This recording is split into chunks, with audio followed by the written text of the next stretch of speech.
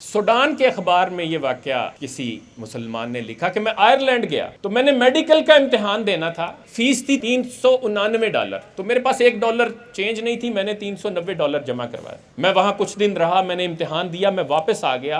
काफ़ी अरसे के बाद मुझे वहाँ से लेटर आया मेडिकल कॉलेज की तरफ से कि जी आप गलती से $1 अजाफी दे गए थे, हम आपको वापस भेज रहे हैं। फिर उसने दूसरा वाकया ये लिखा कि मेरे कॉलेज और मेरी रहायशगाह के दरमियान में एक औरत की दुकान थी, मैं वहां से कोकोआ डिब्बा खरीदता था 20 पेंस का। तो एक दिन यह हुआ कि मैं जब दुकान पे पहुंचा तो 2 डब्बे पड़े थे और एक पे 20 पेंस लिखा था, एक पे 22 पेंस लिखा। मैंने उससे पूछा तो उस मोहतरमा ने बताया कि दरअसल नाइजीरिया से हमारा ये माल आता है, तो उनके साथ हमारे मुल्क का कोई मसला हो गया है तो चीज़ें महंगी हो गई हैं। ये जो 20 पेंस है ये पुराना माल पड़ा है, इसलिए हम इसको 20 का ही दे रहे हैं। नया माल आ गया है तो उसको हम 22 पेंस का दे रहे हैं।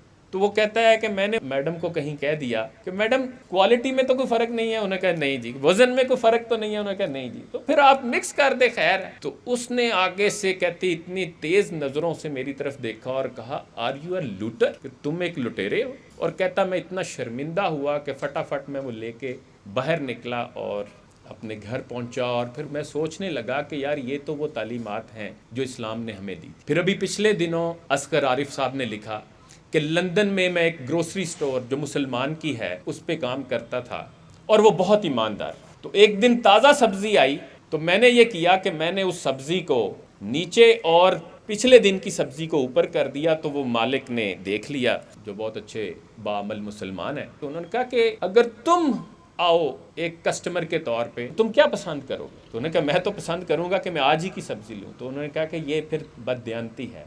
तो उसने उनको ऊपर करवाया और आज उनकी भी माशाल्लाह 4 स्टोर्स हैं लंदन में ग्रॉसरी के। इरशाद अहमद आरिफ साहब ने ये वाकया कोट किया है अभी पिछले दिनों कॉलम में, जो 92 अखबार के चीफ एडिटर हैं, कि हाजी मियां मंजूर अहमद साहब, उनके कोई दोस्त हैं, वो बताते हैं कि हमारी फैक्ट्री के सामने एक नाश्ता पॉइंट है। तो वहाँ कहते मैं नाश्ता करने जाता था तो एक शख्स रश में आता और बैठ के नाश्ता करता और उठ के बगैर पैसे दिए चला जाता। तो मैंने जब उसको नोट किया तो एक दिन मैंने उसी मौके पे नाश्ता पॉइंट वाले को कहा कि भाई ये बंदा ऐसे आता है रश में और रश का फ़ायदा उठाकर बगैर पैसे दिए निकल जाता है। उन्होंने कहा जी मैं जानता हूँ जी, ये रोज़ाना तकरीबन आता है। तो उन्होंने कहा जी फिर आप इसे पकड़ते क्यों नहीं? उसने कहा जी आप रहने दे, बाद में हम बात करते हैं। तो वो जब चला गया तो इन्होंने कहा मुझे बड़ा तजस्सुस हुआ। तो मैंने कहा जी आप ये क्यों करते हैं? उसने कहा भाई बात ये है कि ये वहाँ गली के कोने पे बैठा होता है, फिर जब रश लगता है तो ये आके नाश्ता करता है और फिर उठ के चला जाता है। तो मैं ये समझता हूँ कि ये वहाँ बैठ के दुआ करता है कि इसके रश लगे ताकि मैं इस रश का फ़ायदा उठाकर वो नाश्ता करूँ और निकल जाऊँ।